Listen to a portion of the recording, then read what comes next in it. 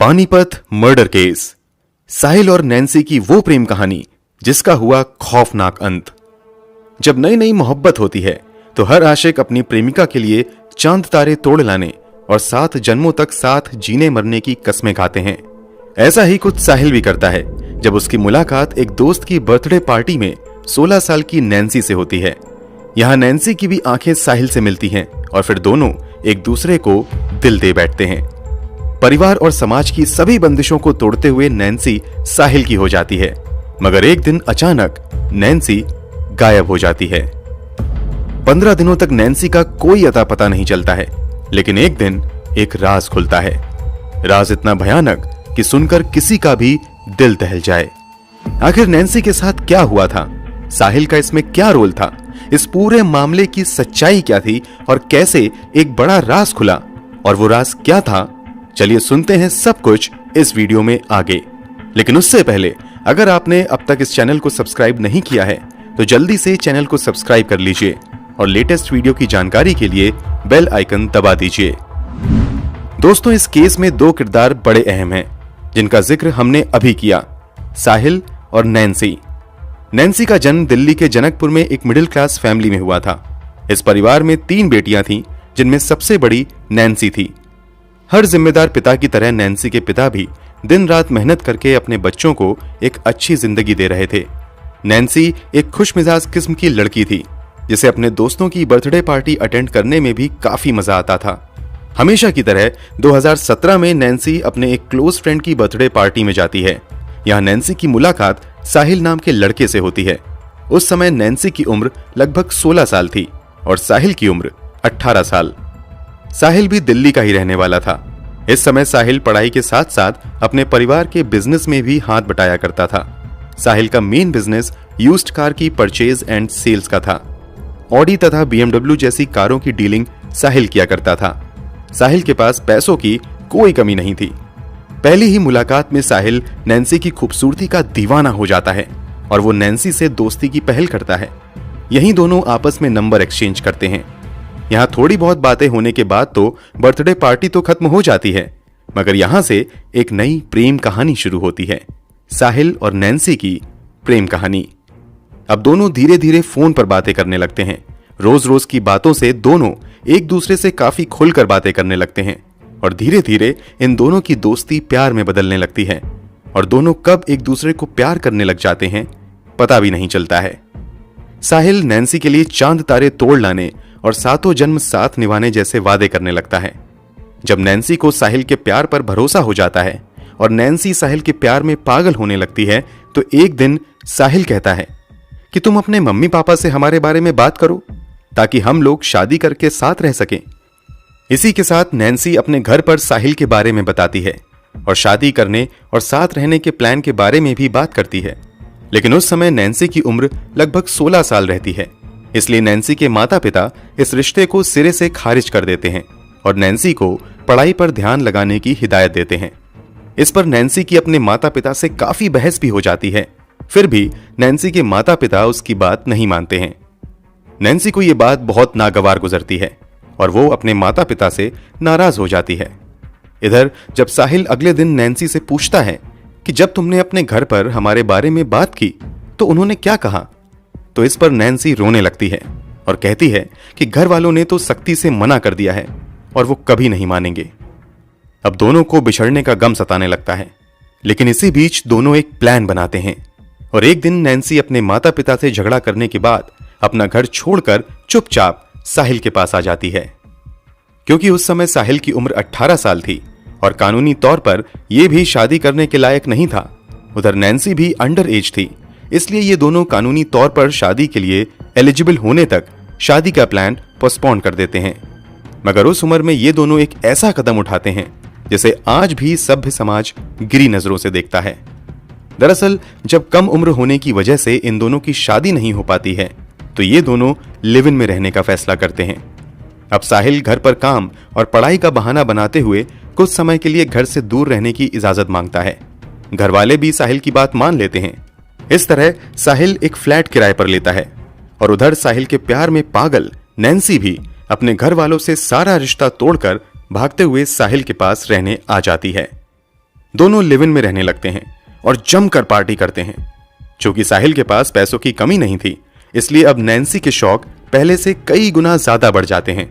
Shopping के साथ साथ ये लोग नाइट क्लब्स और बड़ी बड़ी पार्टियों में भी जाने लगते हैं। इन लोगों के लिए लॉन्ग ड्राइव पर जाना आम बात हो गई थी। घर से भागने के बाद नैन्सी की बात उसके माता पिता से नहीं होती थी, मगर नैन्सी की 3-4 क्लोज फ्रेंड्स थीं, जिनसे अक्सर नैन्सी बातें किया करती थी और उनके साथ सभी बात शेयर किया करती थी। कभी कभी नैन्सी के माता पिता इन्हीं दोस्तों से नैन्सी की खोज खबर ले लिया करते थे। इस तरह कुछ उतार चढ़ाव के बीच समय गुजरते जाता है और 2019 की शुरुआत में नैन्सी कानूनी तौर पर 18 साल की हो जाती है। इधर मार्च महीने में साहिल भी 21 साल का हो जाता है। इस तरह दोनों अपनी मर्जी से कोर्ट मैरिज करने के लिए कानूनी तौर पर एलिजिबल हो जाते हैं। फाइनली लगभग 2 साल लिव इन रिलेशनशिप में रहने के बाद साहिल 2019 के मार्च महीने में नैन्सी के साथ कोर्ट मैरिज कर लेता है। ये दोनों बहुत खुश थे, क्योंकि इस दिन का इन दोनों ने लगभग 2 साल तक बेसब्री से इंतजार किया था। घर से भागने के बाद नैन्सी अपने परिवार वालों के संपर्क से लगभग हट चुकी थी, लेकिन जब नैन्सी और साहिल की शादी हो जाती है तो नैन्सी अपनी कुछ तस्वीरें अपनी करीबी दोस्तों के अलावा अपने घर वालों के पास भी भेजती है और अपनी शादी के बारे में बताती है। कोर्ट मैरिज करने के बाद अचानक 7 मार्च 2019 को साहिल नैन्सी को लेकर अपने माता पिता के घर चला जाता है और उन्हें अपनी शादी के बारे में बताता है। पूरी कहानी जानने के बाद साहिल के माता पिता अपने बेटे पर नाराज होते हैं, लेकिन अब जो हो गया था उसे बदला नहीं जा सकता था। इसलिए साहिल के माता पिता बहू को अपनाने का फैसला कर लेते हैं और इन दोनों की शादी को मंजूर कर लेते हैं। चूंकि इन दोनों ने अब तक सिर्फ कोर्ट मैरिज की हुई थी, इसलिए 27 मार्च 2019 को एक बार फिर से साहिल और नैन्सी की शादी पूरे धार्मिक रीति रिवाज के अनुसार की जाती है। इसमें साहिल के परिवार वाले और करीब दोस्त यार तो शामिल होते हैं, मगर नैन्सी के परिवार से कोई नहीं आता है। नैन्सी ने अपनी शादी की जानकारी परिवार वालों को जरूर दी थी, मगर परिवार वाले नैन्सी के इस फैसले से खुश नहीं थे। वैसे एक दावा यह भी किया जाता है कि साहिल के माता पिता को कहीं से इस बात की भनक लग गई थी कि साहिल पिछले 2 साल से एक लड़की के साथ लिव इन में रह रहा है। इसलिए साहिल के माता पिता ही अपने बेटे से इस बारे में बात करते हैं और फिर उन्हें घर पर बुलाकर धार्मिक तरीके से शादी करने के लिए दबाव बनाते हैं और साहिल इस बात के लिए मान भी जाता है।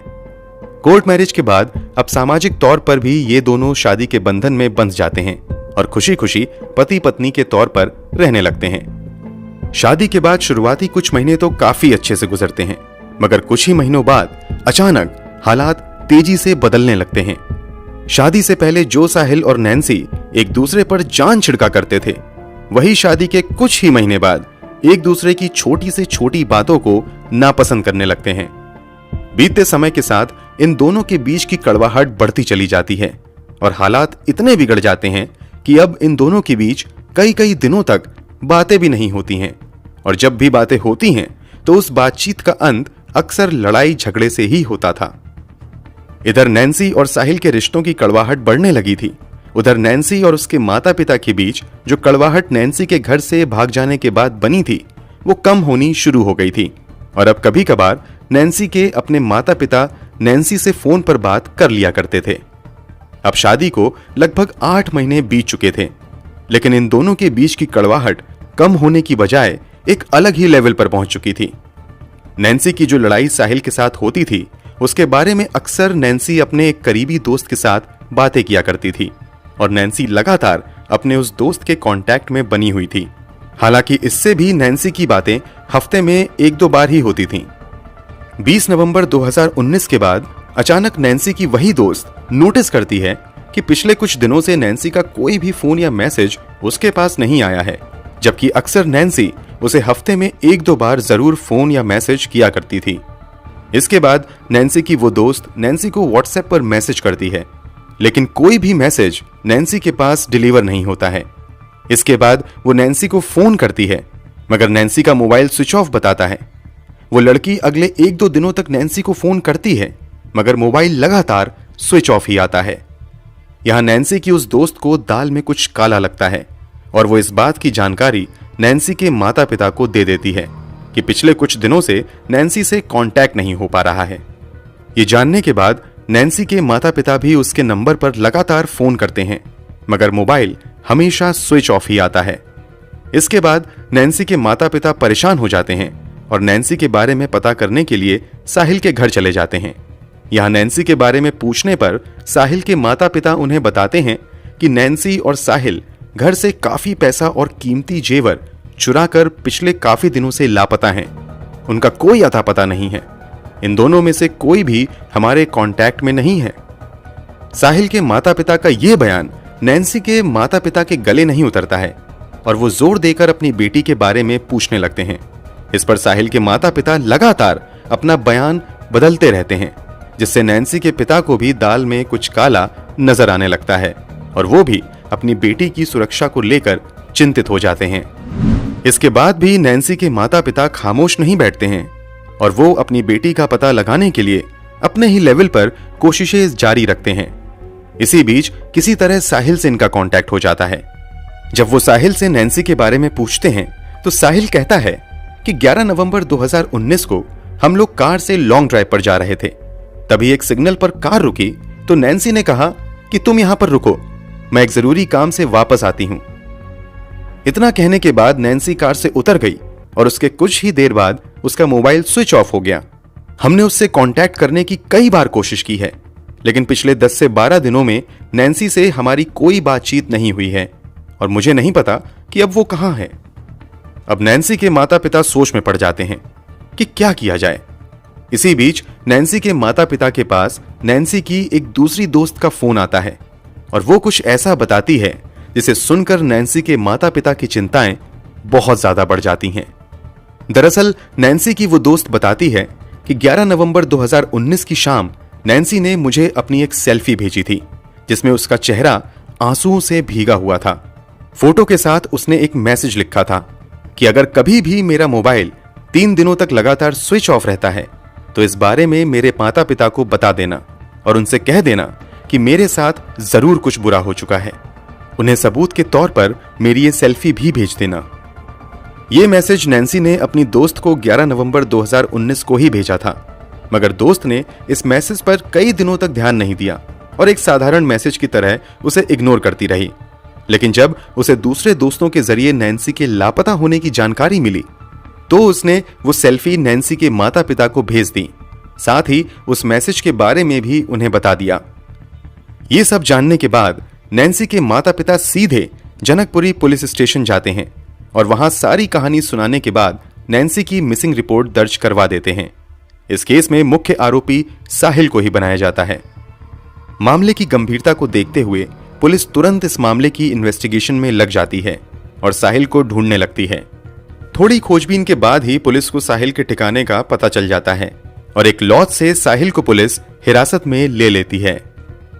साहिल से जब नैन्सी के बारे में पूछा जाता है तो साहिल पुलिस वालों को वही ट्रैफिक सिग्नल पर नैन्सी के चले जाने वाली कहानी सुनाता है। इस पर पुलिस साहिल से उस सिग्नल का लोकेशन पूछती है जहां पर साहिल के अनुसार नैन्सी कार से उतरकर चली गई थी।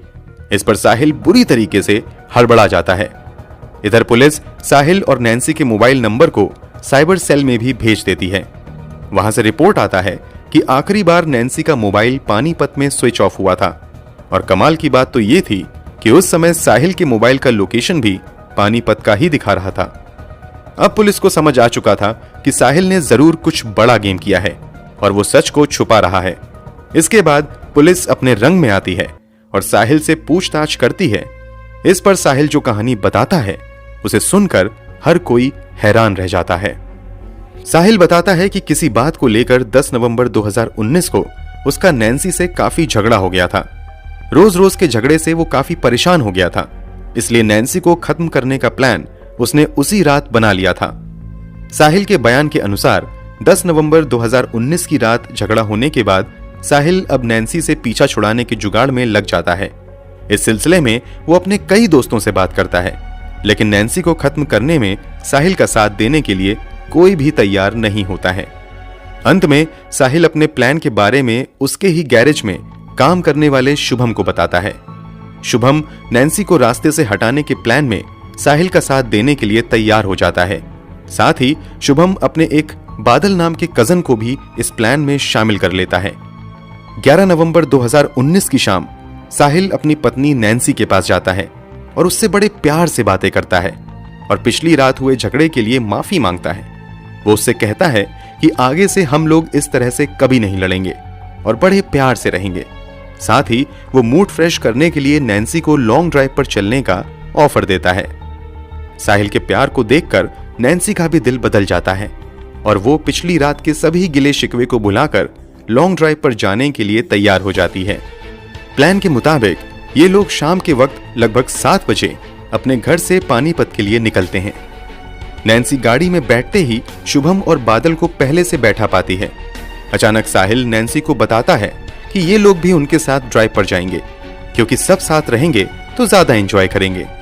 इन लोगों को देखकर नैन्सी को थोड़ा गुस्सा आता है, लेकिन साहिल जैसे तैसे उसे मना लेता है और घर छोड़ने से पहले साहिल नैन्सी को उसका पिस्तौल भी साथ लेकर चलने को कहता है। वो पिस्तौल जो कभी नैन्सी के एक दोस्त ने नैन्सी को तोहफे में दी थी। घर से निकलने के बाद ये सभी पश्चिम बिहार के एक शॉप से कुछ बियर और शराब की बोतल खरीदते हैं और मौज मस्ती करते हुए पानीपत के रास्ते पर बढ़ते हुए चले जाते हैं। गाड़ी शुभम चला रहा था और बगल में उसका कजन बादल बैठा हुआ था, जबकि गाड़ी की पिछली सीट पर नैन्सी और साहिल बैठे हुए थे। चलती गाड़ी में ही साहिल चुपके से नैन्सी के बैग से पिस्तौल निकाल लेता है। इधर गाड़ी अपनी पूरी रफ्तार से आगे बढ़ती रहती है। अचानक जब गाड़ी पानीपत के मशहूर पेप्सी ब्रिज पर पहुंचती है तो यहां पर ड्राइवर शुभम गाड़ी को एक कच्ची सड़क की तरफ मोड़ लेता है, जो एक सुनसान इलाके की तरफ जाती थी। जब इस पर नैन्सी टोकती है तो वो सभी कहते हैं कि हम लोग बस मजे करने के लिए एक नई जगह पर जा रहे हैं। इसी बीच एक सुनसान जगह पर शुभम फ्रेश होने का बहाना करते हुए गाड़ी रोक देता है और वो गाड़ी से बाहर निकल जाता है। इसी बीच साहिल भी किसी बहाने से बाहर निकल आता है। बातों ही बातों में वो नैन्सी को भी कार से बाहर बुलाता है और कुछ बातें करने लगता है। बातों ही बातों में साहिल नैन्सी के ठीक पीछे आ जाता है और अचानक से नैन्सी के बैग से चुराया हुआ पिस्तौल नैन्सी के सर में सटाकर दनादन तो गोलियां दाग देता है। नैन्सी एक पल में ही ढेर होकर जमीन पर गिर पड़ती है।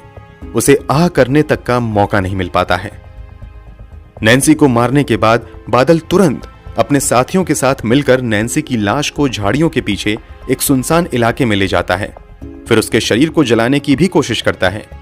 नैन्सी की लाश पूरी तरीके से नहीं जल पाती है। फिर भी ये लोग लाश को एक बेहद ही सुनसान इलाके में फेंक कर वापस चले आते हैं। इधर शुभम कार को लेकर मुजफ्फरनगर जाता है और वहां उस कार को नष्ट करने की कोशिश करता है और फिर वो वापस दिल्ली आ जाता है और उसका भाई बादल करनाल चला जाता है।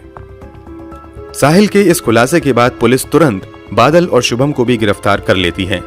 कुछ रिपोर्ट्स में ऐसे भी दावे किए जाते हैं कि साहिल ने चलती कार में ही नैन्सी के सर पर गोली मार दी थी और फिर एक सुनसान जगह पर उन लोगों ने नैन्सी की लाश को गाड़ी की डिग्गी में छुपा दिया था। फिर ये लोग गाड़ी को लेकर पानीपत आते हैं और पेप्सी ब्रिज से नीचे की तरफ उतरकर एक सुनसान जगह पर नैन्सी की लाश को फेंक देते हैं तथा कुछ आगे जाकर उस पिस्तौल को भी ठिकाने लगा देते हैं। साहिल द्वारा पूरी कहानी सुनाने के बाद साहिल की निशानदेही पर पुलिस पानीपत जाती है और एक सुनसान जगह से नैन्सी के गायब होने के 17 दिन बाद उसकी सड़ी गली लाश को जंगल से बरामद कर लेती है। जब साहिल से हत्या की वजह पूछी गई तो उसने बताया कि नैन्सी शादी के बाद कुछ ज्यादा ही बिगड़ गई थी और उसे ड्रग्स की लत लग गई थी। वो ड्रग्स के लिए काफी पैसे खर्च करने लगी थी और जब ये पैसे नहीं देता था तो इसी पर इन दोनों का झगड़ा होता था। इसके अलावा साहिल ने नैन्सी पर धोखा देने का भी आरोप लगाया था। साहिल के मुताबिक एक बार वो नैन्सी के मोबाइल से किसी से बात कर रहा था। इसी दौरान नैन्सी के मोबाइल पर कुछ मैसेजेस आए। जब साहिल ने मैसेज चेक किया तो उस चैट्स में नैन्सी ने अपने कई प्राइवेट फोटो सेंड किए हुए थे। इसके अलावा गैलरी में भी साहिल को नैन्सी की कुछ अनजान लड़कों के साथ आपत्तिजनक हालत में तस्वीरें दिखाई दी थीं। साहिल के मुताबिक जब उसने नैन्सी से इन सब बारे में पूछा तो इसी पर उसका झगड़ा हो गया। इसी के बाद उसने नैन्सी से तलाक लेने की भी कोशिश की थी, मगर नैन्सी साहिल से अलग होने को तैयार नहीं थी। इस मामले में साहिल के पिता अश्विनी चोपड़ा को भी पुलिस ने पूछताछ के लिए बुलाया था। तो अश्विनी चोपड़ा ने भी कहा था कि उनकी बहू यानी नैन्सी को ड्रग्स की बहुत बुरी लत लग गई थी और कई बार तो उन्होंने भी घर में उसे ड्रग्स लेने के लिए रोका था। इसके अलावा नैन्सी को महंगी पार्टियों का भी शौक था। इन्हीं सब वजह से अक्सर साहिल चोपड़ा के झगड़े नैन्सी के साथ होते थे। साहिल के पिता के मुताबिक साहिल नैन्सी से तलाक भी लेना चाहता था, मगर नैन्सी तलाक लेने को तैयार नहीं थी और उसने साहिल को ब्लैकमेल भी करना शुरू कर दिया था। इन्हीं सबसे परेशान होकर साहिल डिप्रेशन में चला गया था और उसने पीछा छुड़ाने के लिए नैन्सी की हत्या कर दी। फिलहाल ये पूरा मामला कोर्ट में चल रहा है। इस मामले के मुख्य आरोपी साहिल चोपड़ा, शुभम शर्मा और बादल सलाखों के पीछे हैं और सजा का इंतजार कर रहे हैं। दोस्तों, आपके मुताबिक इन लोगों को इनके किए की क्या सजा मिलनी चाहिए? कमेंट बॉक्स में जरूर बताएं। क्राइम की दुनिया से जुड़े ऐसी ही दूसरी कहानियों के लिए इस चैनल को सब्सक्राइब कर लें और बेल आइकन भी दबा लें। मिलते हैं अगली वीडियो में जुर्म की दुनिया से जुड़ी एक और दिल दहला देने वाली दास्तान के साथ। तब तक अपना ख्याल रखें। धन्यवाद।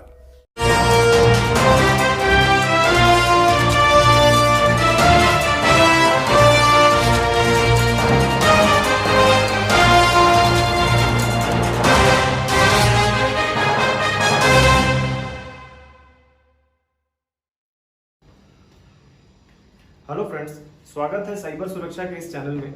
एक नए वीडियो के साथ हम इस बार आपके सामने आए हैं। इस वीडियो में हम इस चीज को देखते हैं कि हमारे पास जो हमारा साइबर सुरक्षा चैनल है उसमें लगातार लोगों का कंप्लेन आ रहा है, जिसमें वो ये लोग बता रहे हैं कि किस तरह से साइबर क्राइम को हम करें, रिपोर्ट कैसे करें, हम कहाँ जाएं, हमारा थाना नहीं सुनता, हमारे पुलिस वाले नहीं सुन रहे हैं, हम रिपोर्ट कर रहे हैं तो हमारा कोई रिस्पॉन्ड नहीं आ रहा।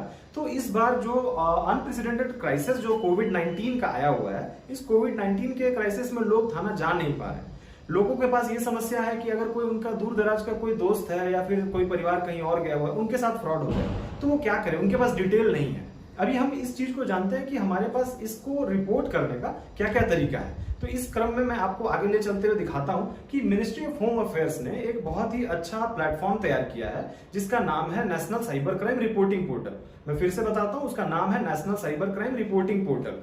अब ये जो रिपोर्टिंग पोर्टल है इसके बारे में हम आपको बताते हैं कि ये किस तरह से हम इस पे रिपोर्ट कर सकते हैं। लोगों का जो इस तरह के जो क्लेम्स हैं कि किस तरह से हम एनसीआरपी के पोर्टल पे रिपोर्ट करें, वो भी समस्याएं आएंगी। तो आप हमें कमेंट में साइबर सुरक्षा चैनल में आप हमें बताइए कि हम किस तरह से उसको और इम्प्रूव कर सकते हैं। बाकी मैं कोशिश किया हूं कि आपको इस पोर्टल के बारे में सारा डिटेल दूं। आपको कहीं जाने की जरूरत नहीं है, आप अपने घर बैठे अपने फोन से कंप्लेन कर सकते हैं। आपको acknowledgement number as FIR number की तरह रिसीव होगा। उस नंबर का इस्तेमाल आप बैंक को भी देने में कर सकते हैं, आप पुलिस वाले को भी देने में कर सकते हैं। आप अपने जो कंप्लेन आपने किया है उसका ट्रैकिंग भी आप कर सकते हैं कि आपका कंप्लेन का स्टेटस रिपोर्ट क्या है। आप उस तरह से आगे बढ़े, आप उसको जाने समझें, मैं आपको बताता हूं, फिर आपको कहीं जाने की जरूरत नहीं, आप घर बैठे अपना कंप्लेन दर्ज करा सकते हैं। इसी क्रम में चलते हैं एनसीआरपी पोर्टल के बारे में, देखते हैं कि इसमें क्या क्या तरह के कंप्लेन रिपोर्ट किए जाते हैं। एनसीआरपी पोर्टल जिसको national cyber crime reporting portal बोलते हैं। आप देख सकते हैं कि एमएचए हम मिनिस्ट्री ऑफ होम अफेयर्स ने बनाया।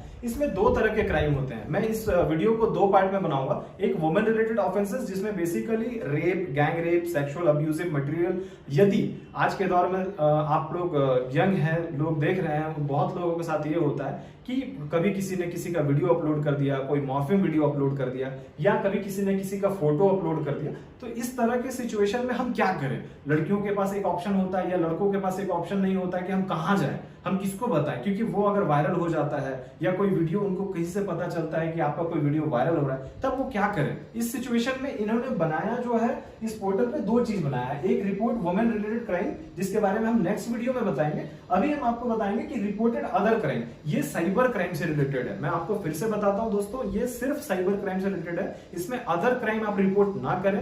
तो ये national cyber crime reporting portal है। इसमें एक option report other cyber crime है।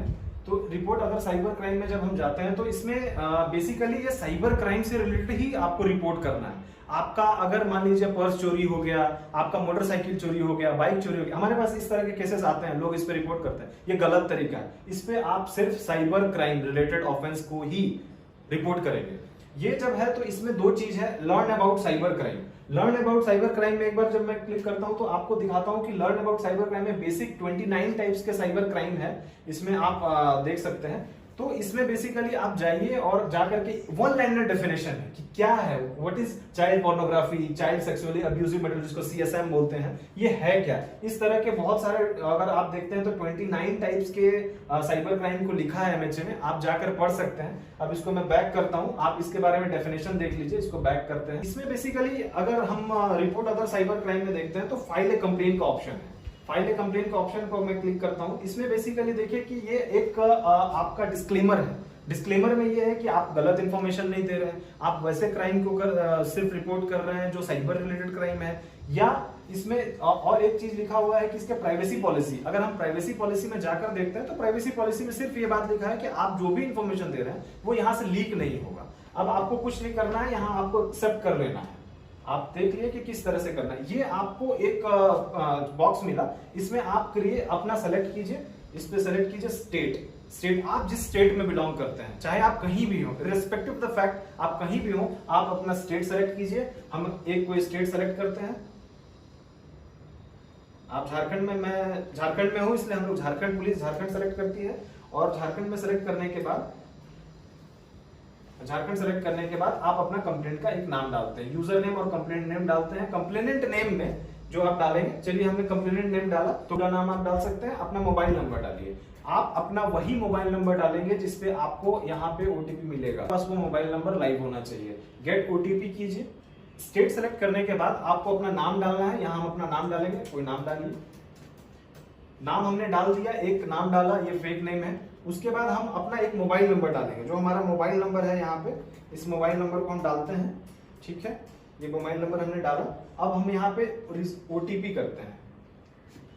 OTP, ये हमारा मोबाइल नंबर जो कि पहले हमने यूज किया है, इस पे एक OTP आएगा। अभी जैसे हमारे पास OTP आता है, मैं आपको दिखाता हूँ। देखिए हमारा 1 टाइम OTP आ गया है 320013। हम कभी किसी को OTP बताते नहीं, हमारा OTP चूंकि ये एक हमारा बनाया हुआ वर्चुअल पैटर्न है, इसलिए हम आपको बता दिए। अब ये एक कैप्चा कोड की तरह होता है, जिसमें हम यहाँ पे ऐड सम करते हैं। 17 + 8 हमने 17 और 8 25 हो गया, 25 लिखा और इसको हमने सबमिट कर दिया।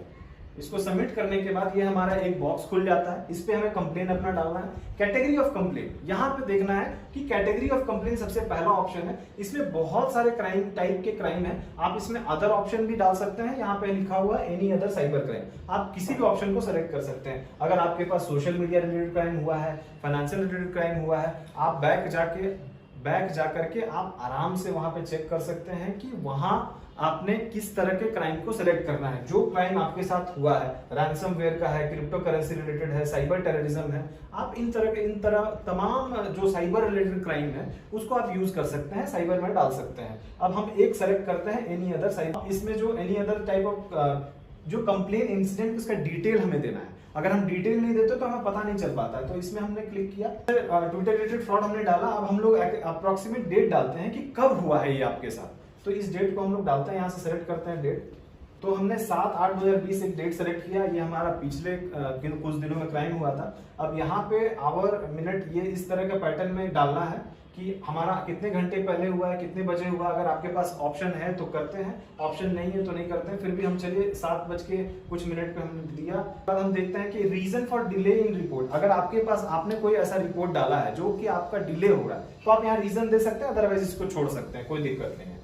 जो इसमें एक चीज का ध्यान हम लोग ये रखना है, जैसे हमने डेट डाला, टाइम डाला, उसके बाद आप ध्यान रखिए कि यहाँ स्टार मार्क है, जो स्टार मार्क्ड है उसको आपको भरना है। अगर आप स्टार मार्क को नहीं भरते हैं तो आपको ये वापस से इसी जगह पे ले आता है और आपका ये कंप्लेंट एक्सेप्ट नहीं करेगा।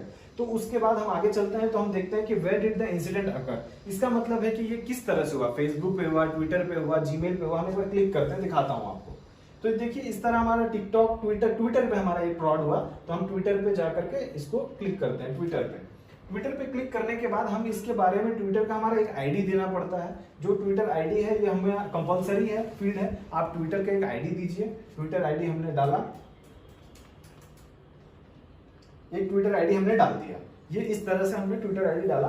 अब उसके बाद आपको एविडेंस सपोर्ट करना पड़ेगा कि आपके इस ट्विटर आईडी पे कुछ फ्रॉड हुआ है, तो हमें यहाँ से फाइल चूज करना पड़ेगा। वो फाइल हमारा पिक्चर के फॉर्मेट में हो सकता है। अब हमारा ये जो है कि जैसे हम डेस्कटॉप पे गए, यहाँ से हमने ऐड किया। अब ये ऐड करने के बाद ये नहीं फिर से हम ये हमने यहाँ पे ट्विटर हैंडल डाला। उसके बाद ये सपोर्टिंग एविडेंस, हमारे ट्विटर हैंडल में इन केस मान लीजिए आपका ट्विटर हैंडल में आपके साथ कुछ प्रॉब्लम हुआ है, आपका ट्विटर हैंडल किसी ने हैक कर लिया, उसका एविडेंस क्या है, आप चला रहे हो या कोई और चला रहा है, या आपके ट्विटर में किसी ने स्पैम रिपोर्टिंग की है, या आपके ट्विटर में किसी ने ऑप्शन डाला, तो हम यहाँ से सेलेक्ट करते हैं चूज फाइल। हम चूज फाइल यहाँ पे गए, चूज फाइल किया, हम यहाँ से अपने डेस्कटॉप पे जाते हैं। डेस्कटॉप पे जाने के बाद हम इस केस को फाइल हमारे पास है, हम इसको ऐड कर लेते हैं। यहाँ से चूज का ऑप्शन हमने चूज कर लिया, ये हमारा आ गया। हम एडिशनल, आपके पास अगर इंफॉर्मेशन है तो हम ऐड कर सकते हैं, इस एडिशनल इंफॉर्मेशन में ऐड कर सकते हैं, अदरवाइज हमें जरूरत नहीं है इस पे ऐड करने की। अब हम जो है कि इस पे और दिखाते हैं आपको इसके आगे। अब हमारे पास ये आ गया Twitter handle text information case, इतना ये हमने कर लिया। या तो आप डिलीट कर सकते हैं, या आप इसको, इसमें अगर आपने गलती से कुछ किया तो आप यहाँ पे ऑप्शन आपके पास डिलीट का है। अब आपको क्या करना है कि आप यहाँ पे सिंपली यहाँ पे फाइल ऐड करना है। ये असाइनमेंट के बारे में एडिशनल इन्फॉर्मेशन कुछ भी भर सकते हैं आप, यहाँ पे भरते जाइए अपना इन्फॉर्मेशन। देखिए हम लोगों ने जैसे भर दिया इसमें, क्योंकि इसमें इन्फॉर्मेशन आप अपने हिसाब से देते हैं, इसलिए हमने इसको थोड़ा अभी ब्लर रखा है।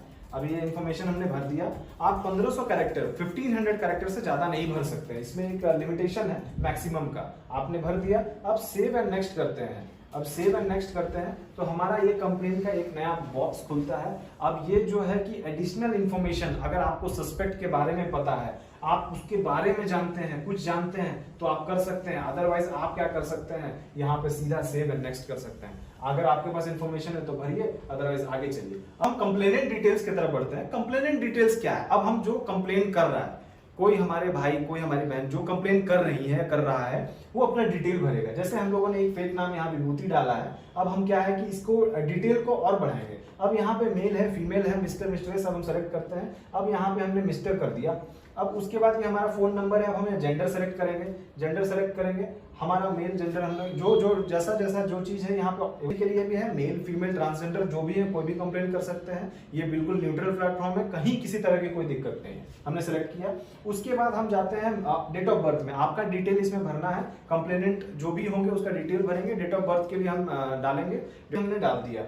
अब उसके बाद हम यहाँ पे अपने रिलेशनशिप, फादर मदर, उन सब के बारे में डालेंगे।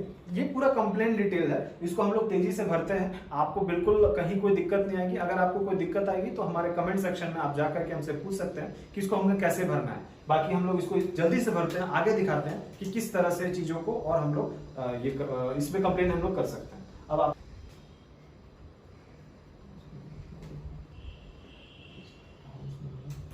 करते रहिए बिल्कुल।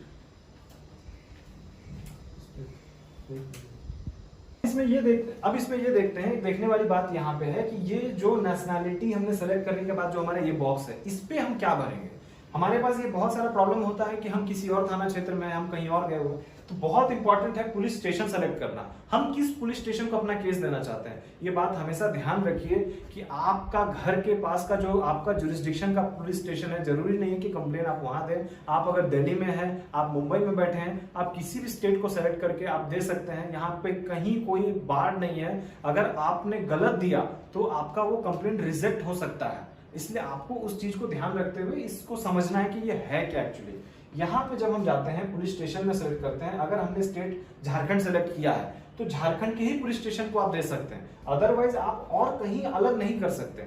हम जिस स्टेट को सेलेक्ट करते हैं, हम वहां के अगर नहीं है तो बहुत ध्यान रखना है कि आपको सेलेक्ट करने के बाद उसके डिस्क्रिप्शन में जो वहां पे डिस्क्रिप्शन था आप वहां दे सकते हैं, या यहाँ डिटेल बता सकते हैं कि हम किस थाना को देना चाहते हैं। अब हमने रांची के, डिस्ट्रिक्ट रांची के किसी थाना में सेलेक्ट किया, हम रांची के किसी भी थाना में सेलेक्ट करते हैं। चले हमने यहाँ पे नामकुम थाना सेलेक्ट किया। अब हम नामकुम थाना सेलेक्ट करके यहाँ पे हम वहां पिन कोड डाल देंगे। नामकुम थाना का पिन कोड हमने है, ये हमने डाल दिया नामकुम थाना का पिन कोड। अब जो है कि हम यहाँ पे सेव एंड प्रीव्यू में जाते हैं, एक बार देखते हैं कि क्या है। सेव एंड प्रीव्यू में हमारा ये पूरा कंप्लेन तैयार हो चुका है, इसको पूरा डिटेल हमने डाल दिया है। जो जो चीज हमें सस्पेक्ट का, हमारे पास कुछ एड्रेस नहीं था, हमने नहीं डाला। अगर आपको लगता है कोई सस्पेक्ट है, गलत मनसा से इसको कभी मत भरिएगा, आप पे ऊपर दोबारा केस हो सकता है। डिस्क्लेमर में ये चीज डाला हुआ है। उसके बाद हम और जाते हैं।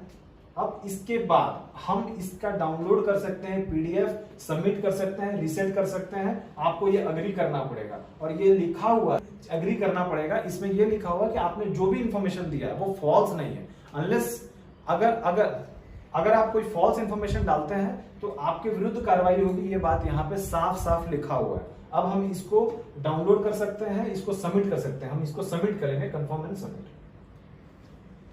ये हमें एक्नॉलेजमेंट नंबर मिल गया। ये हमारा जो नंबर है ये एक्नॉलेजमेंट नंबर है। ये नंबर एज अ रेफरेंस काम करेगा। आप जब भी चेक करना होगा, चूंकि आपने नाम डाला है, आप जाइए अपने मेल आईडी पे, आपने जो मेल आईडी दिया है आपके फोन नंबर पे मैसेज की तरह चला जाएगा। मैसेज में आपको ये नंबर मिल जाएगा। ये नंबर आपको फर्दर काम आएगा आगे। ये ग्रीवांस नंबर जो भी आपके पास जो एक्नॉलेजमेंट नंबर आया है, ये नंबर आपको मिल चुका है। आप इस नंबर को नोट कर लीजिए। अब हम आपको आगे बताते हैं कि इस नंबर का आप कहां कहां इस्तेमाल कर सकते हैं। जो फोन नंबर आपने ये यहाँ पे दिया है, आप इस चीज को चेक कर सकते हैं कि ये मैसेज के फॉर्म में आपके मोबाइल नंबर पर आ गया होगा। हमारे मोबाइल पे भी आया हुआ है, ठीक है। आप इसको चेक कर सकते हैं और इसमें आप प्रीव्यू भी देख सकते हैं। आप स्क्रीनशॉट रख लीजिए, आप इसको सेव करके रखिए। ये बहुत काम की चीज है। आगे बताते हैं कि उस क्रम में क्या होगा। ये जो एक्नॉलेजमेंट नंबर आपको मिला है, ये एक्नॉलेजमेंट नंबर आपके मोबाइल पे एज अ मैसेज मिल गया होगा। इस नंबर पे जैसे जैसे कार्रवाई होगी, चाहे वो एमएचए करे, चाहे वो झारखंड पुलिस के पास आए, या जहां आपने सेलेक्ट किया, जिस स्टेट को सिलेक्ट किया, वो उसके पास जाएगा। आपके मोबाइल पे वो मैसेज बाय मैसेज मिलता जाएगा कि स्टेटस रिपोर्ट क्या है। अगर आपने गलत इंफॉर्मेशन भरा होगा, आपने कोई चीज इंफॉर्मेशन की एडिशनल इंफॉर्मेशन की डिमांड होगी, तो वो आपको एग्जैक्ट बता देगा कि आपने क्या इंफॉर्मेशन भरा है या क्या गलत किया है। अदरवाइज वो कंप्लेंट रिजेक्ट हो जाता है। आपको कोई भी ऐसा गलत इंफॉर्मेशन नहीं देना है। आपको जो चीज भी देना है, अगर आप कोई लिंक शेयर कर रहे हैं, आप जैसे हम लोगों ने वहां पीछे एक डॉक शेयर किया, आप कोई भी चीज शेयर कर रहे हो, अगर आप वो गलत शेयर करते हो या उससे रिलेटेड शेयर नहीं करते हो, तो वो आपका कंप्लेंट रिजेक्ट हो जाएगा। ये एक्नॉलेजमेंट नंबर आपको मिल चुका है, आपके मोबाइल पे आ चुका है। अगर आपको बैंक रिलेटेड फ्रॉड है, आप तुरंत बैंक में जाएं, आप उसे निकाल कर दे दीजिए कि हमने कंप्लेंट कर रखा है। आपको कोई एफआईआर या किसी तरह की जरूरत अभी फिलहाल नहीं है। आप उस एक्नॉलेजमेंट नंबर से भी काम कर सकते हैं। ये फर्दर जो है ये मिनिस्ट्री ऑफ होम अफेयर्स के पास चला जाएगा। वहां के पोर्टल से ये अलग अलग जगह डिस्ट्रीब्यूट होगा। आपको इसके बाद कुछ करने की जरूरत नहीं है। आपका कंप्लेंट रजिस्टर हो चुका है, इसके ग्रीवांस आपने रजिस्टर कर चुका है। ये एक तरह का एफआईआर की तरह ही काम करता है। इसमें आपको घबराने की जरूरत नहीं है। ये बिल्कुल आपको ऑनलाइन प्लेटफॉर्म मिला हुआ है कि आपने कंप्लेन किया। अब इसका जो भी डिस्पोजल होगा, जो भी आपका एड्रेस होगा, जो भी आपका ग्रीवांस को रिड्रेस किया जाएगा, वो ऑनलाइन कर दिया जाएगा। आपको कहीं भी किसी तरीके का घबराने की जरूरत नहीं है। अगर ये हमारे पास आता है, इस तरह के हमारे पास कंप्लेन आता है, तो हम कंप्लेनेंट से खुद फोन पे बात करते हैं। आपको घबराने की जरूरत नहीं है। इस पे तुरंत काम होता है। आपको जो भी रिपोर्ट होगा वो आपको टाइम टू टाइम मिलता जाएगा। इस तरह से हम इस पे कंप्लेन करते हैं। इस तरह से आप हम एक्नॉलेजमेंट नंबर लेते हैं और फर्दर रिड्रेसल के लिए आपको वेट करना पड़ेगा। आपका कंप्लेन रजिस्टर हो चुका है, आपको मोबाइल में मैसेज मिल जाएगा, आपका काम हो जाएगा। आपको कहीं जाने की जरूरत नहीं पड़ी। आप घर बैठे अपना कंप्लेन आपने दर्ज करा लिया। तो इस तरह के लगातार अपडेट्स के लिए, इस तरह के बारे में, चीजों के बारे में जानने के लिए हमारे चैनल को सब्सक्राइब करें। साइबर सुरक्षा चैनल को सब्सक्राइब करें। लोगों से आप इसको जितना ज्यादा से ज्यादा शेयर करें। नेक्स्ट वीडियो में मैं आपको जरूर बताऊंगा कि ये तो नॉर्मल अदर क्राइम के लिए है, हम किस तरह से वुमेन रिलेटेड जो सेक्सुअली ऑफेंसिव मटेरियल को पोस्ट कर देना या उस तरह के जो भी रिलेटेड क्राइम है, उसको हम नेक्स्ट वीडियो में बताएंगे। आप इसके बारे में जान गए हैं, कंप्लेंट कैसे होता है। आप इसको बिल्कुल अपने में, अगर आप कभी साइबर फ्रॉड का शिकार हुए हैं, आप बिल्कुल इसको अप्लाई करें, करके देखें। कोई दिक्कत होता है आप कमेंट सेक्शन में हमें लिखें, हम जरूर बताएंगे आपको कि फर्दर हम कैसे काम कर सकते हैं। जय हिंद, जय भारत।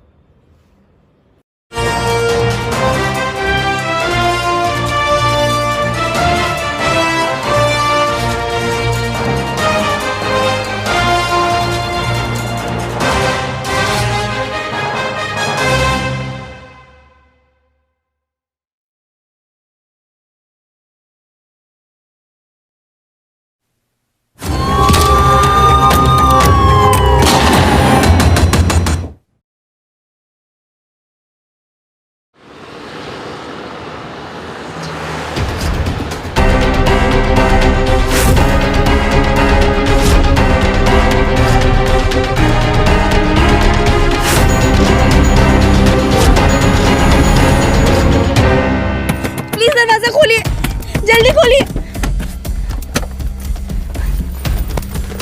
प्लीज प्लीज जल्दी चलिए यहाँ से। कुछ लोग मेरे पीछे पड़े हैं। अब प्लीज जल्दी से चलिए यहाँ से। कौन है वो लोग? क्यों पीछा कर रहे हैं आपका? मुझे नहीं पता। मैं देखता हूँ।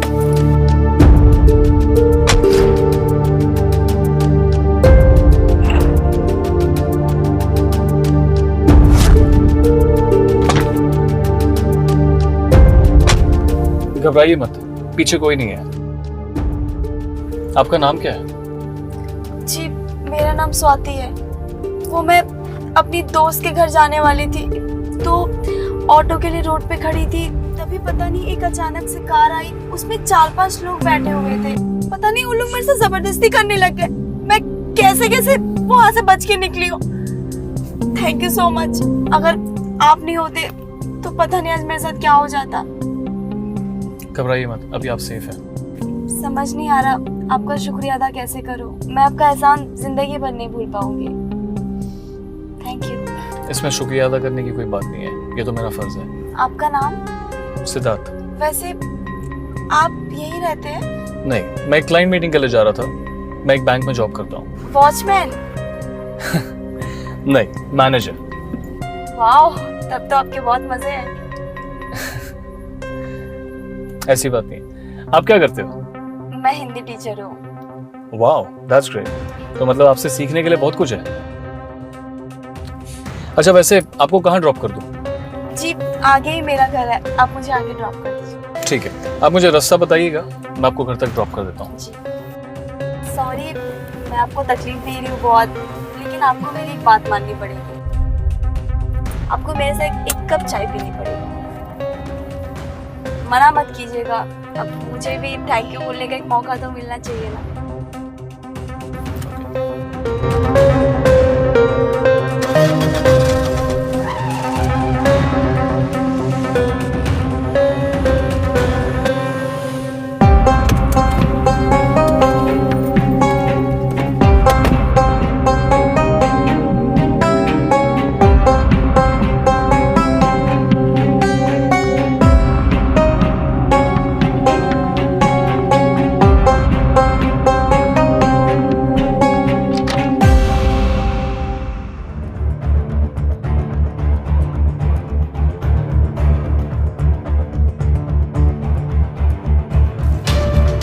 स्वाति जी, आपने घर तो बहुत खूबसूरत बनाया। Thank you. प्लेजर। ये लीजिए चाय। अरे आप खड़े क्यों हैं, बैठिए ना। नहीं, वो क्या है ना कि आपने घर इतना खूबसूरत बनाया कि बस मैं देखता ही रह गया।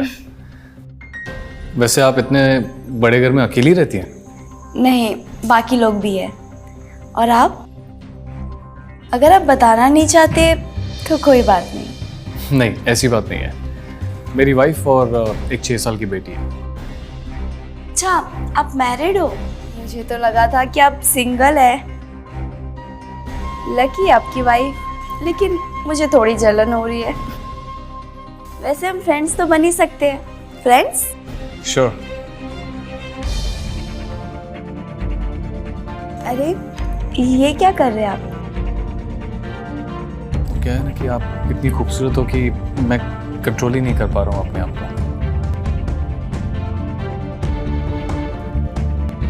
I'm sorry। मैंने हाथ छुड़ाया और आपने छोड़ भी दिया।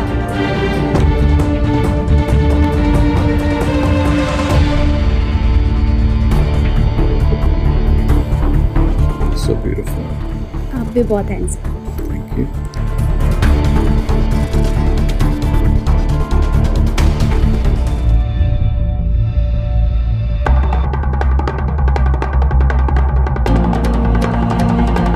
क्या हो रहा है ये? हाँ? कौन है ये? तू मेरे पीठ पीछे यारों को लाती है? भाई साहब प्लीज, भाई तू बीच में मत बोल। कौन है तू? यार है? हाँ? नहीं भाई साहब, आप गलत समझ रहे हैं। मैं तो उसे जानता भी नहीं, मैं उसे छोड़ना ऐसा जानता भी नहीं है। हाँ? मेरे पीठ पीछे रंगरलियां बनाता है। अभी पुलिस को बुलाता हूँ। रुक। नहीं भाई साहब प्लीज, इधर निपटा लेते हैं। आप जो भी कहें। तू आईडी निकाल पहले। आईडी कार्ड निकाल।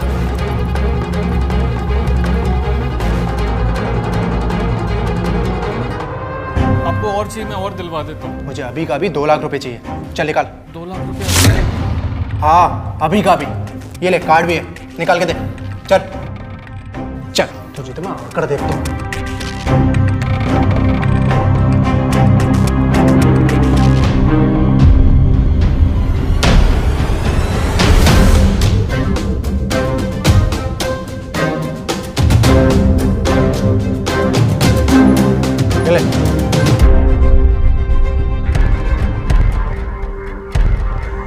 बार से मेरी बीवी के आसपास देखा भी ना तो समझ जाना। ये पता है, सब मालूम है कहाँ रहता है और क्या करता है। तेरी बीवी और तेरी सोसाइटी वालों के सामने आकर ना तेरा जुलूस निकालूंगा।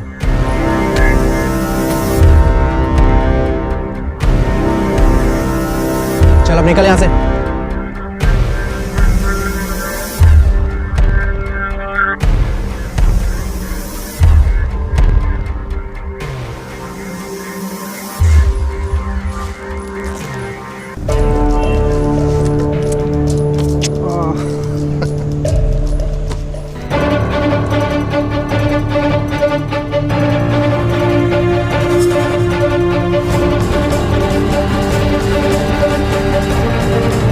यार के साथ रंगरलियां मनाएगी।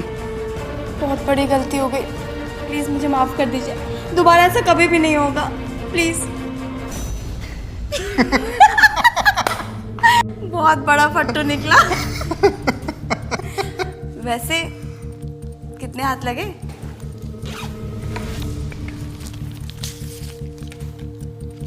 क्या बात है, बड़ी मोटी रकम हाथ लगी है। पार्टी तो बनती है बॉस। बिल्कुल मेरी जान, क्यों नहीं।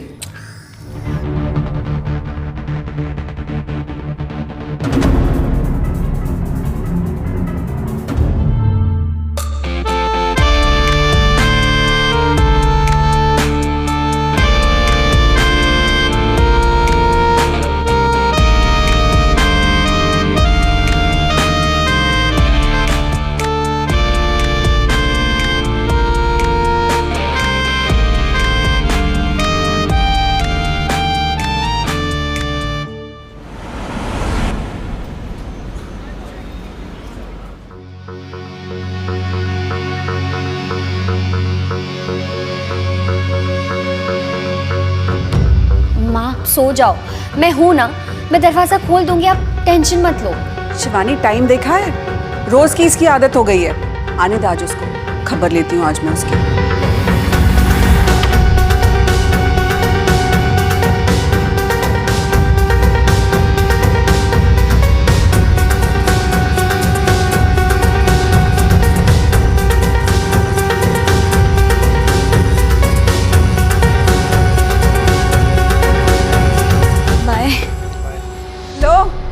देखो आ गई है महारानी, जाओ दरवाजा खोल दो।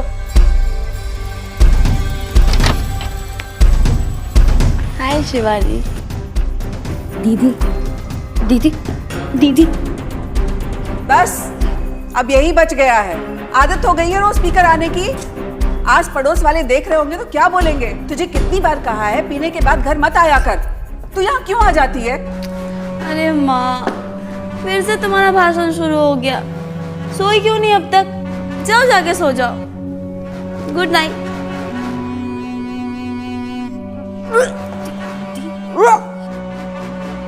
बस यही बचा है, पहले पियो उसके बाद उल्टी। ना जाने क्या होगा इस लड़की का। माँ मेरी फाइल लेके आना।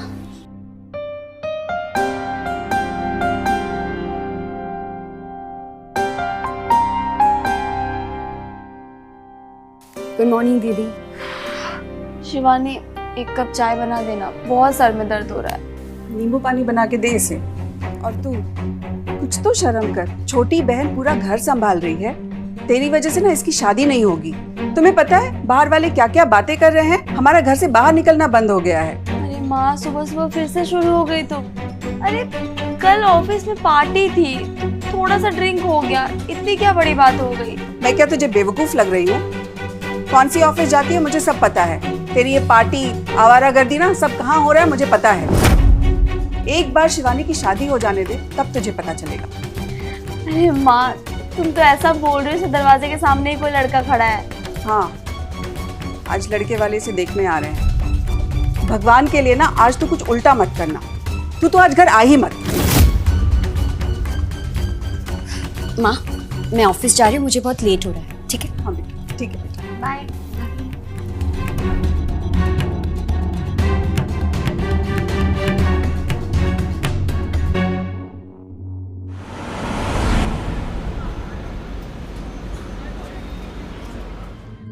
क्या हुआ हुआ स्वाति? तुम इतना परेशान क्यों दिख रही हो? वही माँ की डेली की किचकिच। शिवानी की शादी होने वाली है। कब? तुमने बताया नहीं? पता है रॉकी, ये सब मैं ना शिवानी के लिए कर रही हूँ। मैं सिर्फ उसे खुश देखना चाहती हूँ और कुछ भी नहीं। रॉकी, क्यों ना हम भी शादी कर ले, फिर माँ की नाराजगी भी दूर हो जाएगी। हाँ स्वाति, थोड़ा वक्त दो, थोड़े और पैसे जमा कर लें हम लोग और फिर शादी करेंगे। कनाडा शिफ्ट करने में भी तो पैसे लगेंगे ना। लेकिन हम शादी के बाद कर लेंगे ना जो भी करना है। पहले शादी तो कर लेते हैं। ठीक है, मैं सोचता हूँ।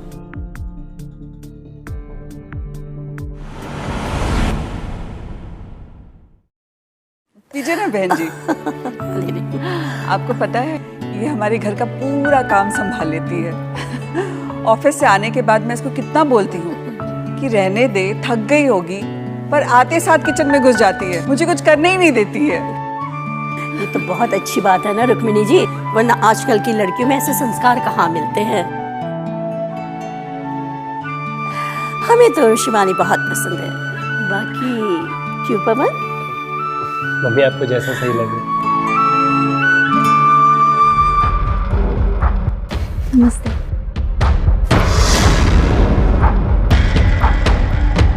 ये हमारी बड़ी बेटी है स्वाति, बहुत बड़े ऑफिस में काम करती है।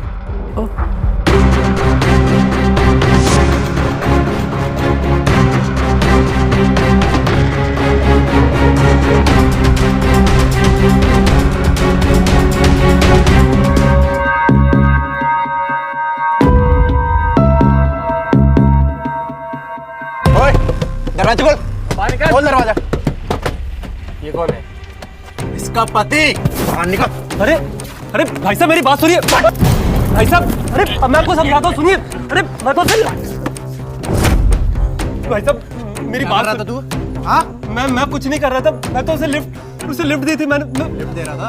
मेरी बीवी के साथ रंगरलिया मना रहा और तू मुझे समझाएगा? बाहर से। मेरी बात सुनिए भाई साहब। तुझे बहुत अय्याशी चढ़ रही है ना?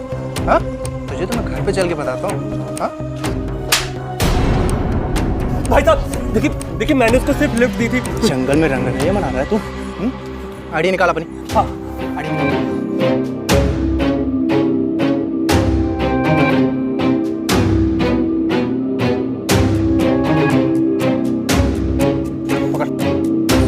पसंद नहीं? हाँ, निकाल। हाँ। लीजिए, अब जाने दीजिए मुझे प्लीज। मैंने कुछ नहीं किया। ये चेन भी निकाल। चेन निकाल। पकड़। तो सब कुछ ले लिया आपने, प्लीज जाने दीजिए मुझे। अगली बार अगर दिखा ना मेरी बीवी के साथ, सोच लेना तेरी वीडियो और तेरा पता दोनों है मेरे पास। तेरी बीवी के पास तेरा ही जुलूस निकालूंगा। चल।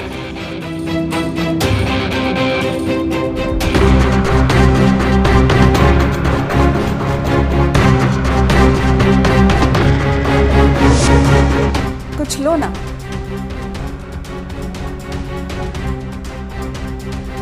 एक बात पूछो रुक्मिणी जी। हाँ जी। छोटी बेटी की शादी हो रही है और बड़ी बेटी कुंवारी बैठी है, कोई बात है क्या? अरे नहीं, ऐसी कोई बात नहीं है। वो स्वाति चाहती है कि शिवानी की शादी पहले हो जाए। वो उसकी सारी जिम्मेदारी उठाना चाहती है, इसलिए। बेटा आप शिवानी की फिक्र मत करो, उसकी तो शादी हो ही जाएगी। अब अपने लिए भी कोई लड़का देख लो, समझे? जी आंटी।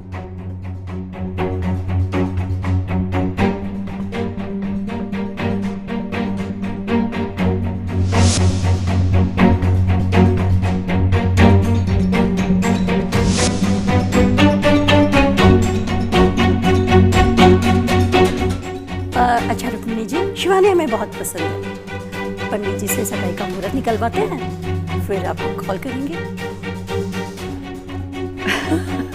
जैसे आपकी मर्जी। हम चलते हैं।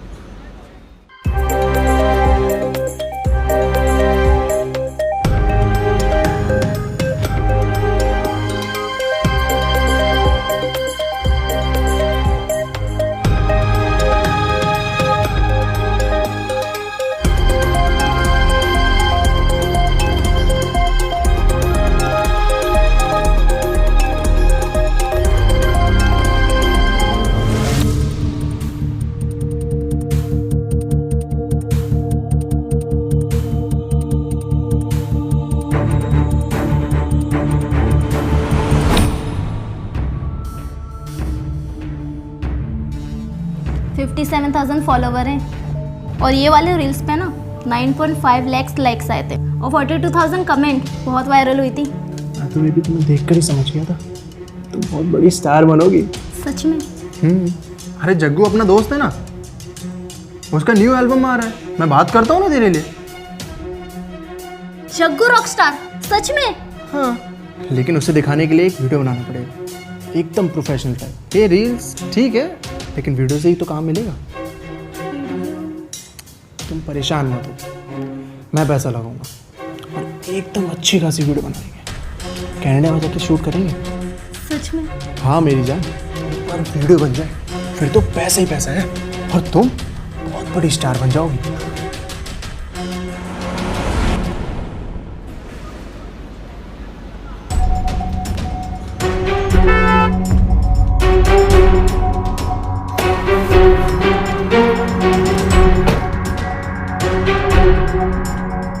है ना? देखिए, आपको कोई गलतफहमी हुई है। गलतफहमी नहीं हुई है, गलती हुई है। मैं सब ठीक कर दूंगी। क्या ठीक कर दोगी?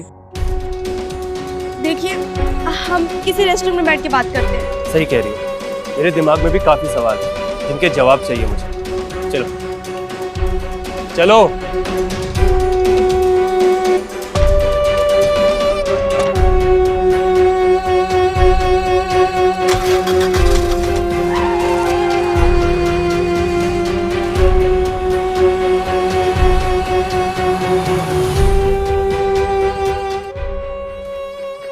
ये हम कहाँ आ गए? घर है मेरा, आओ अंदर बैठ के बात करते हैं। पर बाहर आओ।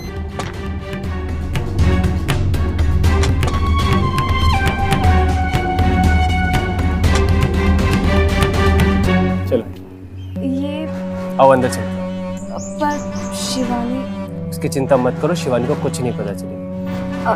नहीं, मुझे अर्जेंटली कहीं जाना है, फिर किसी दिन। मुझे बहुत सारे सवालों के जवाब चाहिए तुमसे। आओ अंदर चलते हैं।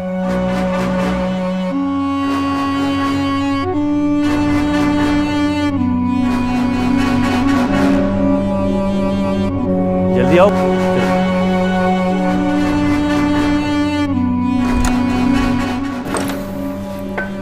आओ चलो।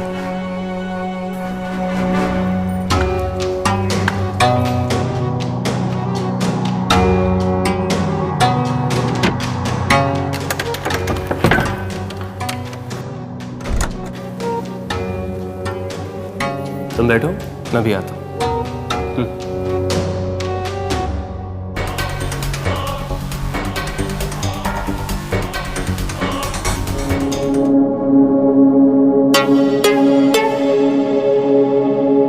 ये लो पानी पी लो। नहीं, मुझे नहीं चाहिए।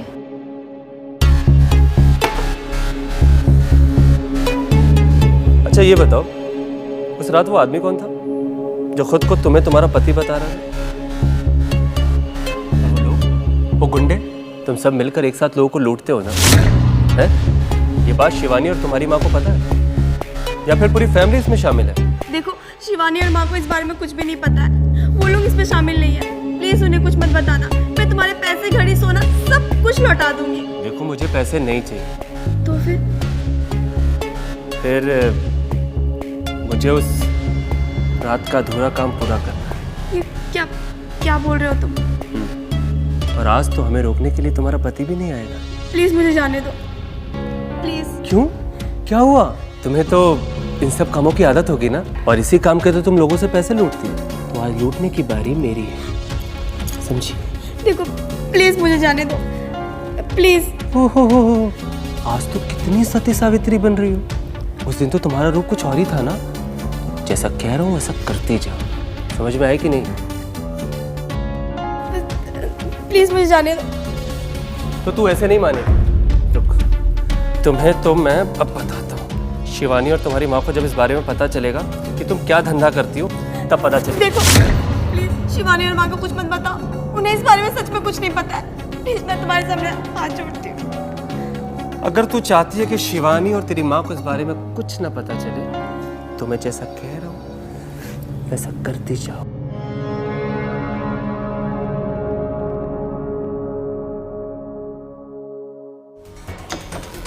आओ, अरे आओ।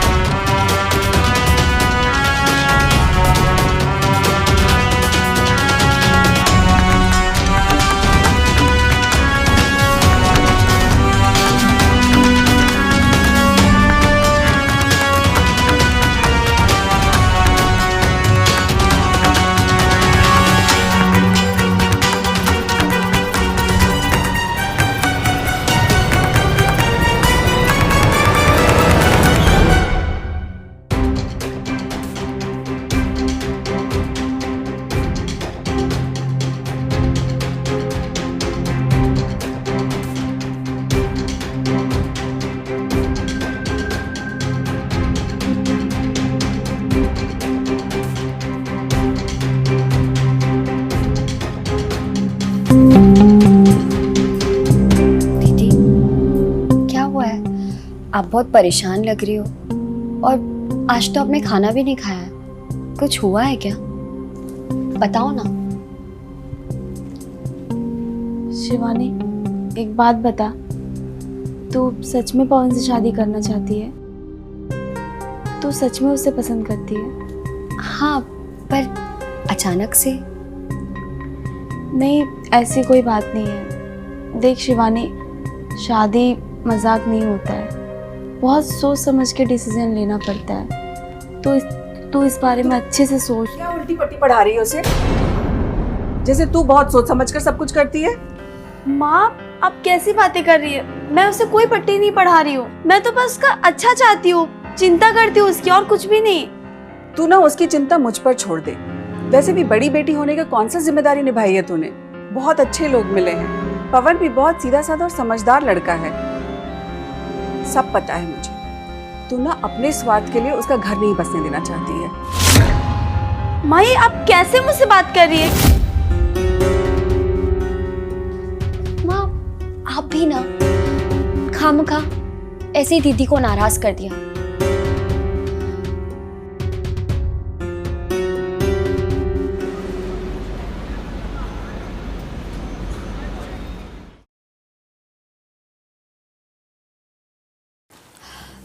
हेलो पवन, आप?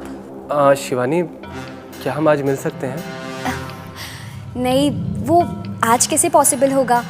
क्या है ना, मंथ एंड है तो नहीं हो पाएगा। पवन है। कल मिल सकते हैं? नहीं, वो कल भी कैसे मिल सकते हैं? मम्मी परमिशन नहीं देगी, वो मना कर देती हैं। आप है ना 1 सेकंड होल्ड करना। हाँ, पवन है, मिलने बुला रहा है। अरे तो मिलने बुला रहा है तो जाओ ना, मिलोगे जुलोगे तभी तो एक दूसरे को जानोगे। मैं ना आपको लंच टाइम में कॉल करती हूँ, ठीक है? Bye bye. क्या मम्मी, आप नहीं समझते हो? क्या क्या मम्मी, क्यों इतना नखरे कर रही हो? मिलने ही तो बुला रहा है, जाओ उससे मिलकर आओ। अच्छा माँ, टाइम मिलेगा तो चली जाओगी, ठीक है? अब मैं जाती हूँ।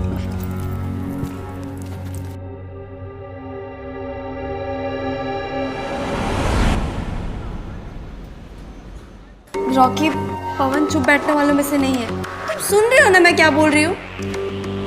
हाँ बाबा, तुम क्यों इतना परेशान हो रही हो? और पवन क्या है तुम्हारे सामने? तुमने इतने बड़े बड़े लोगों का हैंडल किया, तो मुझे मालूम है तुम पवन को भी कर लोगे, भरोसा है मुझे। चलो मैं निकलता हूँ, जग्गू वहाँ पार्टी के साथ इंतजार कर रहे हैं, ठीक है? चलो।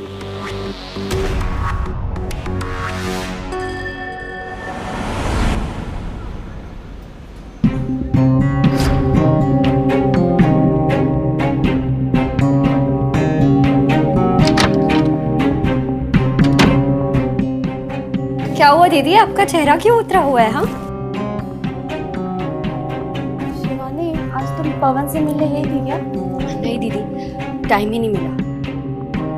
पर हाँ, कल जरूर मिलना पड़ेगा क्योंकि इतना टाल नहीं सकती ना। शिवानी देख, अगर तू उसे मिलने जाती है ना तो पब्लिक प्लेस पे ही मिलना, यहाँ वहाँ कहीं भी मत जाना, क्योंकि आजकल किसी का कोई भरोसा नहीं है।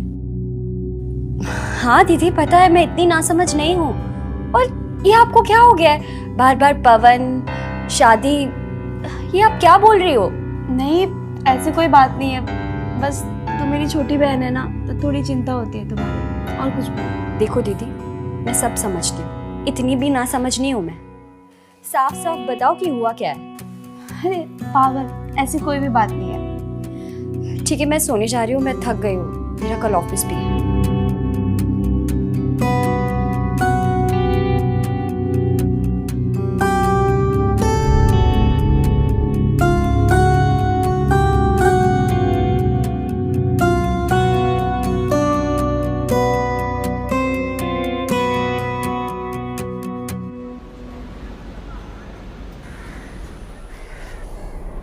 ये है हमारा घर, आ जाओ। घर पर कोई नहीं है क्या? माँ कहाँ है? अब माँ है ना, बस बाहर गई होगी। आओ।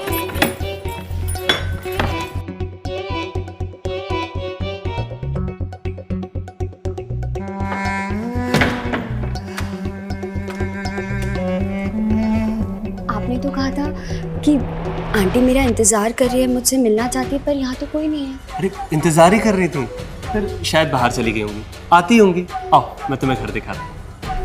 एक्चुअली आज बहुत लेट हो रहा है, मैं किसी और दिन आती हूँ ना। अरे फिर किसी दिन क्यों? इतनी दूर आई हो, वहाँ से मिले बिना चली जाओगी तो नाराज हो जाएंगी ना। जब तक माँ लौटती है तब तक मैं तुम्हें घर दिखा देता हूँ।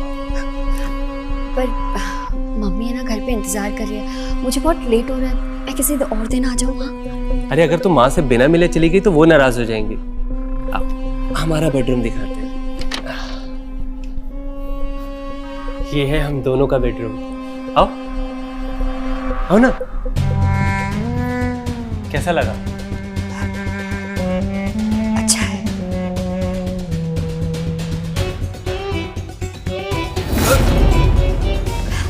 एक्चुअली बहुत लेट हो रहा है तो मैं घर चली जाती हूँ, बाद में आती हूँ कभी। अरे चिंता क्यों करती हो, मैं तुम्हें घर छोड़ दूंगा, तो कोई टेंशन नहीं है। मैं चली जाऊंगी, ऐसी कोई बात नहीं है। अरे क्या शिवानी, घर जाना है घर जाना है। अरे हम शादी कर रहे हैं, मुझे तुम्हारे साथ टाइम स्पेंड करना है, तुमसे कुछ बातें करनी है। बैठ के बात करते हैं। ये क्या कर रहे हैं आप? हाँ, ये ठीक नहीं है। अरे बाबा हम शादी कर रहे हैं, ये सब तो कर ही सकते हैं ना। शादी से पहले ये सब ठीक नहीं है, और अभी शादी हुई नहीं है। शादी हो जाएगी ना, विश्वास नहीं है मुझे। मैं जा रही हूँ यहाँ से, ये सब ठीक नहीं है। सुनो, तुम तो ऐसे सती सावित्री बनी हो जैसे मुझे तुम लोगों के बारे में कुछ पता ही ना हो।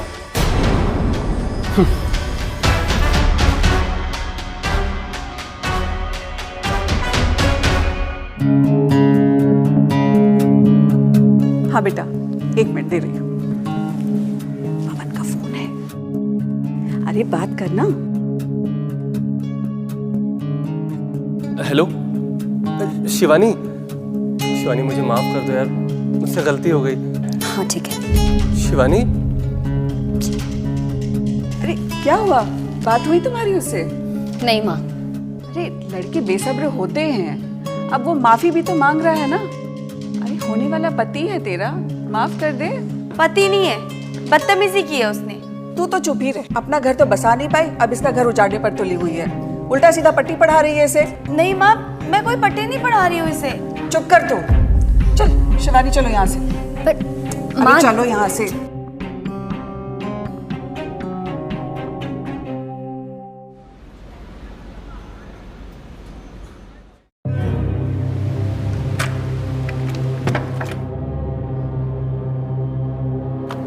मैं कब से तुम्हारा इंतजार कर रहा था। अरे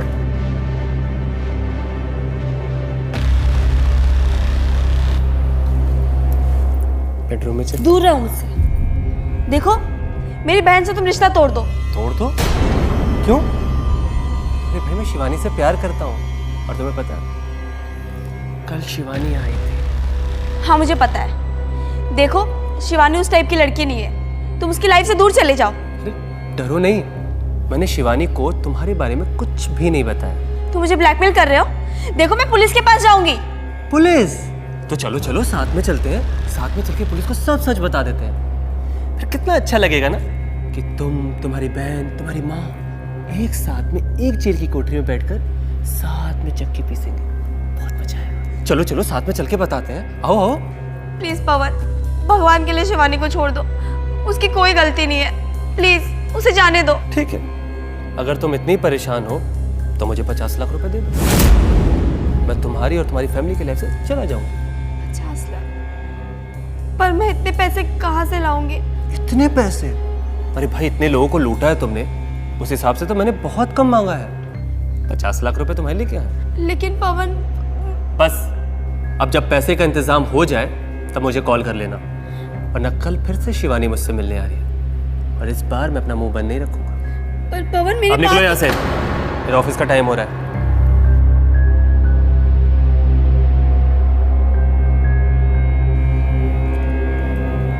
निकलो यहाँ से।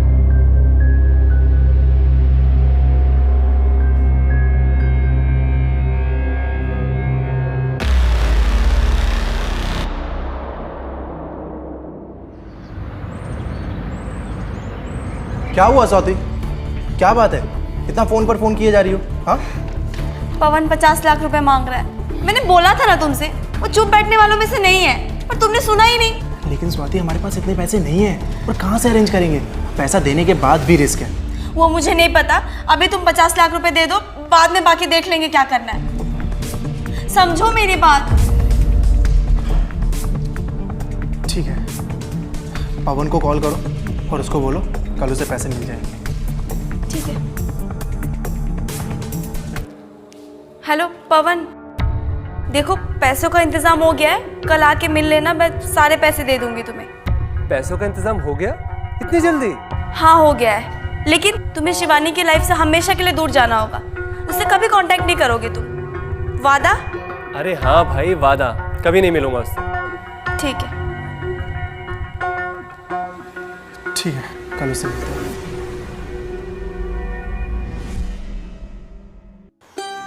माँ। अरे आ गई तू। पवन से बात हुई? नहीं मम्मी, मैंने आज भी उसे पूरे दिन कॉल नहीं किया। जरूर तूने उसे नाराज कर दिया होगा। फोन कर लेना एक बार उसे। क्या मम्मी, आप समझती नहीं हो। सच में दीदी आ गई। अरे वाह, आज तो बड़ी जल्दी आ गई मैडम। हाँ, कुछ चाय पानी कुछ लाऊं?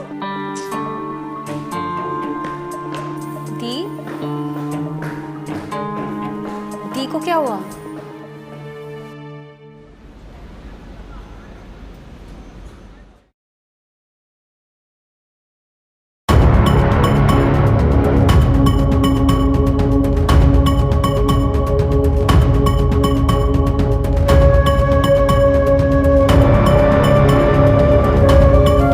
दीदी, आपकी तबीयत ठीक है ना? क्या हुआ आपको? नींद नहीं आ रही है क्या? सोई क्यों नहीं अब तक? सो जा, मैं थोड़ी देर में सो जाऊंगी। सो जा।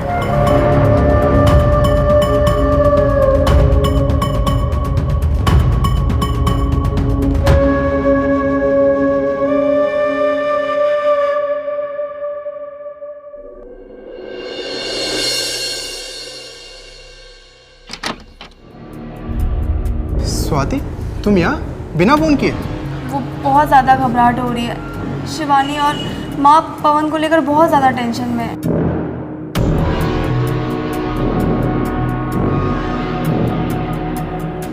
ये यहाँ क्या कर रही है? रानी, बताया था ना, कजन सिस्टर। लेकिन ये तुम्हारे कमरे में क्या कर रही थी? तुम मुझे बेवकूफ समझते हो? हाँ? और इसे तो मैं छोड़ूंगी नहीं। रानी, ये क्या कर रही हो? वो कल जग्गू आया था और इसे भी बुला लिया था, वो इसके वीडियो एल्बम के लिए। जग्गू कल रात को निकल गया था, नशे में था, और ये रात में कब आ गई मुझे पता नहीं चला। ऐसा वैसा कुछ नहीं है हमारे पे, भरोसा करो। रानी,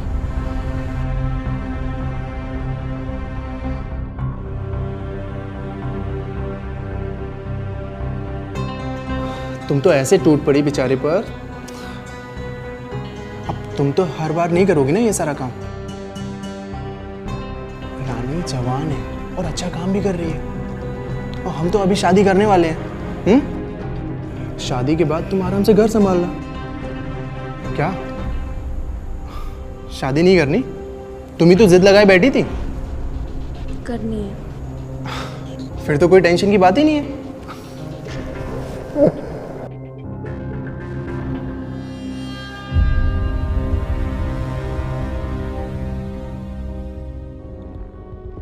मुझे 50 लाख चाहिए अभी। 50 लाख अभी? क्यों? मुझे कुछ काम है। अपने पैसे मांग भी नहीं सकती क्या मैं? अरे क्यों नहीं, तुम्हारे पैसे मांग सकती हो कभी भी। ठीक है, कल दे देता हूँ। कल नहीं, मुझे अभी चाहिए। अरे बाबा, मैं कहीं भागा थोड़ी ना जा रहा हूँ। बोला ना कल दे दूंगा। पर मुझे अभी पैसे चाहिए। ठीक है, अभी ला कर देता हूँ।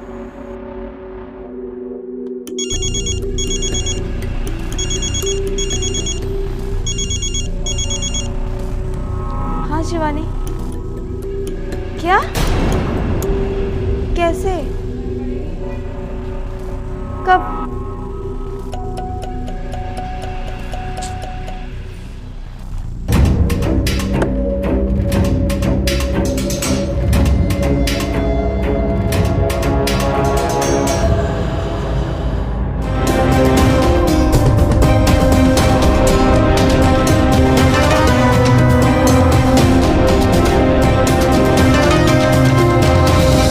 स्वाति, स्वाति,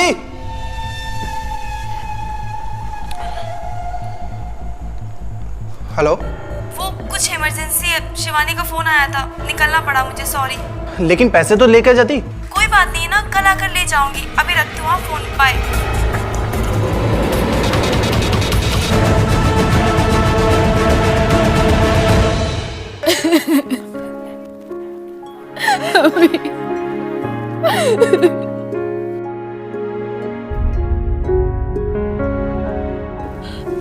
दीदी,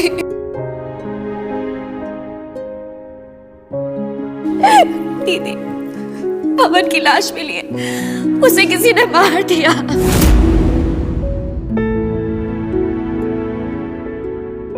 तो यही चाहती थी ना।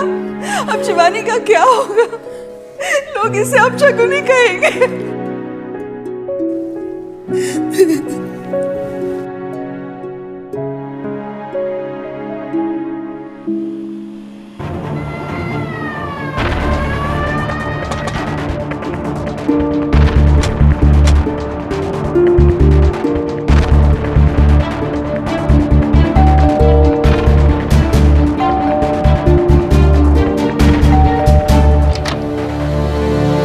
स्वाति यही रहती है? हाँ, यहीं रहती है। क्या हो गया इंस्पेक्टर साहब? अंदर चल के बात करें। आइए। बुलाइए उन्हें। स्वाति,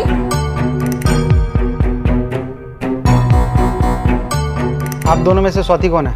जी मैं हूँ। आपको अभी हमारे साथ पुलिस स्टेशन चलना होगा पूछताछ के लिए। क्या किया है स्वाति ने? क्यों ले जाना चाहते हैं आप इसे? जिस दिन पवन का मर्डर हुआ था उस दिन आपकी बेटी ने 3 कॉल किए थे उनको, और लास्ट डायल भी इन्हीं का नंबर है। और ऐसे बहुत सारे सवाल है जिसके लिए हमें इनको पूछताछ के लिए लेके जाना पड़ेगा। सीमा, ले चलो इन्हें। दीदी, दीदी।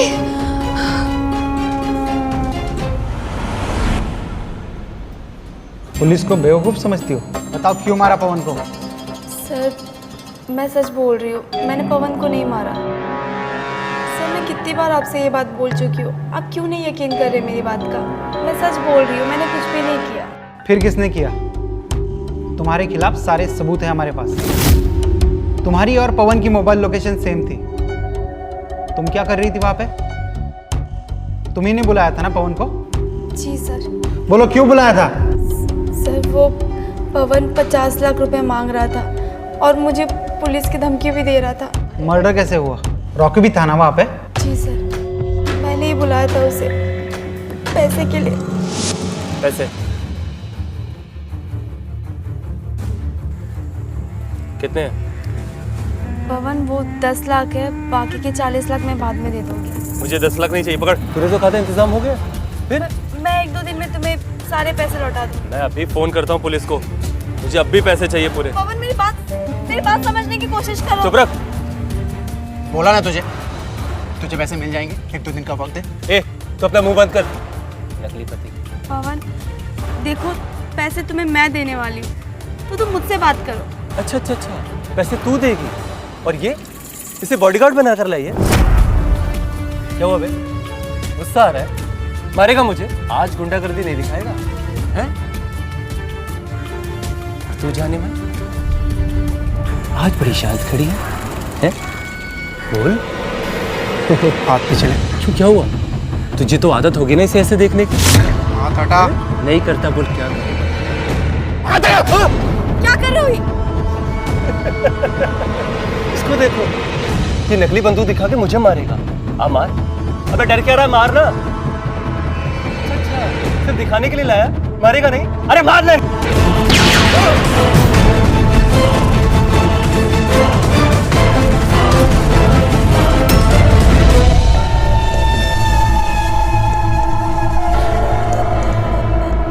ये क्या किया तुमने? बोला था ना गुस्सा शांत रखने के लिए। अब क्या करेंगे हम लोग?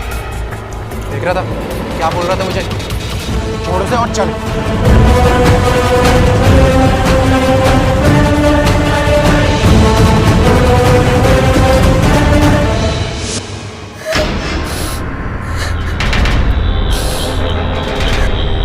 सीमा,